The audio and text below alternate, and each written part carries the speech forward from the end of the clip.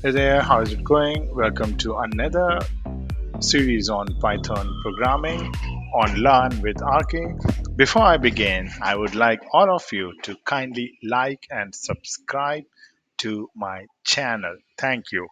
In today's video series, we are going to look or talk about the if logic.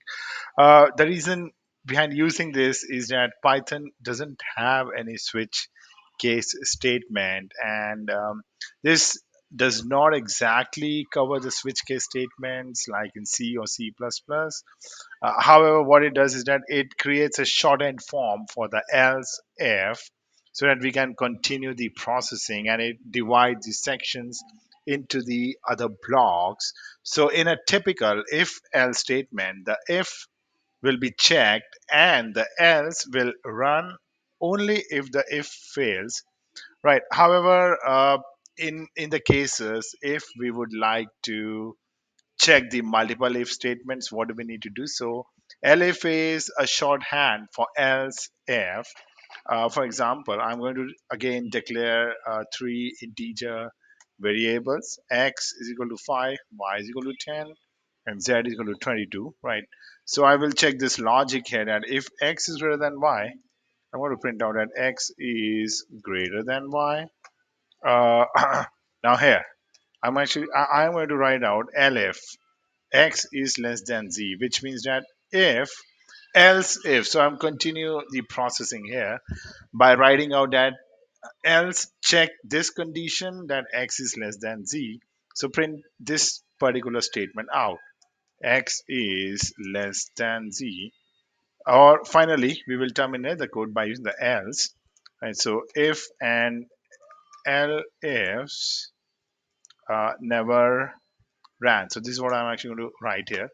And what is happening here is this: that in the first section of the code, it is going to print this message out. It will check for this condition if x is greater than y, which fails.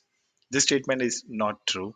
And if I wouldn't have written this statement, what it would have printed here is this else. But I wanted to ensure that if this if fails, then we have to check for the other condition. So in other words, what am I doing here is that I want to check for the value of the x if it is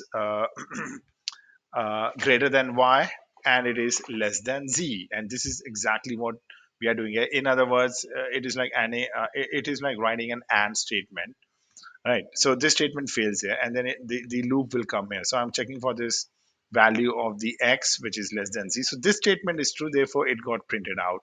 That is the whole idea behind using the elif logic. And the elif logic is extremely flexible because it allows us to add even more elif statements. For example, if x is greater than y, so I'm going to write x is greater than y. Uh, elif x is less than z, so print x is less than z, right? And I'm going to write out another statement: elif 5 is greater than 2. So this statement is true here, right? So this is going to print this message out that 5 is greater than 2, right? So what is happening here? Oh, okay. Okay, there is a syntax error, right? So elif. Now, what is happening here? That it is going to execute. So this entire if it belongs to the same if part starting from the top, and finally I'm going to terminate because every yeah else if and elif never ran. So this is what we are going to print here. So you can see that this entire section, it is all part of one big loop out of which only this condition is true. So the elif terminates if one of the condition is true. That is the whole idea of using the elif statement. That's it from my side. Thank you for watching and listening. Have a nice day.